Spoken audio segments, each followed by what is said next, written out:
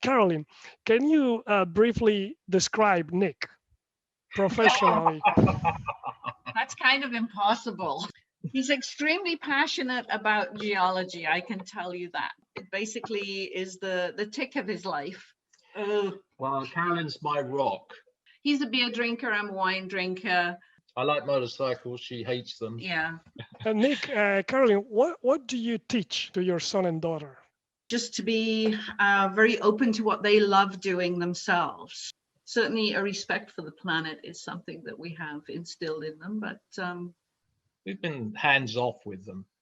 And our parents were the same, actually. When we look back at our childhoods, our parents were very, very liberal and were hands off. What is the difference teaching students and teaching your own kids? There's not much difference, actually. No. I kind of treat them the same way. You encourage them. You pull them up when you think they're not doing as much as they should be doing. You're there for support. So I really enjoy trying to distill what we've learned to give them some guidance. And I think that's far more important than any publications that we've written. Absolutely. It's not the publications. They'll be read by a handful. I've had very few experiences where I've actually felt that I have been discriminated against as a woman, as a female in what was originally a very male-dominated world.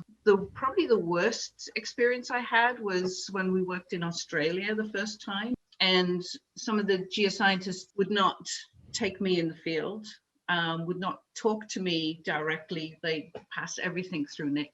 And actually, this was in the late 1990s. I found it very, very off-putting and concerning. You become interested in legacy and what are you going to leave behind you?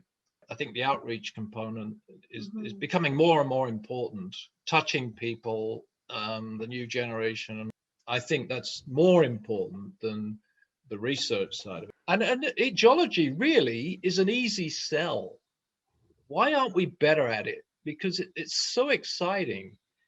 We should be doing a better job. That's why it's interesting working with students too. You really got to find the right person for the right project. One of the things that I've always found is you've got to listen to your students, and it's not just your project, it's your students' project too. So you've got to realize there's a huge reward by tapping into their expertise that may not be yours.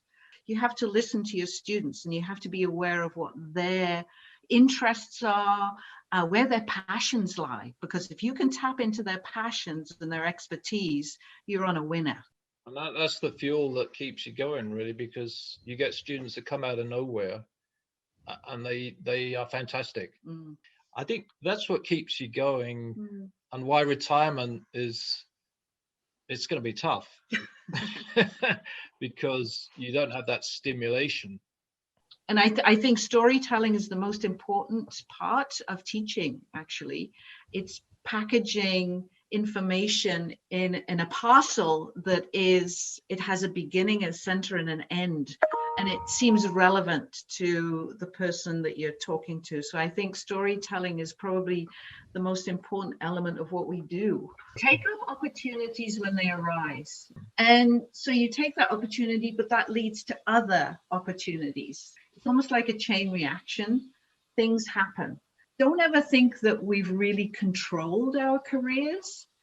I think we've been able to respond to stimuli that have appeared at different times. I think it's that how does geology impact society is the main way we should be thinking of moving forward, because that's how students are going to get engaged. That's how the public, and that's how maybe we'll influence governments at some time. Yeah, I'd love to write a book called Why Geology Matters, where you sort of spell out for the guy next door or the guy on the bus or whatever, why it's important that our society would fold overnight if it wasn't for somebody out in the bush looking for minerals and then developing. And what are you proud of? Our whole careers have been something that I feel proud of. I do. I think we've had an impact where I think it's counted. we've enjoyed it on the way, and it's never felt like a struggle. It's been fun. So I'm very proud of the kind of educational impact we've been able to have on a large number of students, a large number of people. And for students, follow your heart, follow what you love, be passionate. Don't be afraid of stepping into new things. Every opportunity has its own rewards. They may not always be opportunities that will be incredibly successful, but you will learn from them regardless. And I think being open to opportunity is a wonderful thing and can take you a long way.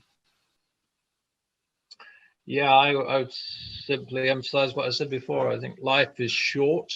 There's a big world out there to explore, and then you add the previous worlds down with geologic time, and take the opportunity to travel, understand how that place came to be, and you will find your life has changed. And if you can take one person with you and change their life and so on, I think that's as good as it gets. Thank you, Daniel, and keep up the good work that you're doing. You're doing a fantastic job. Thank you. Thank you.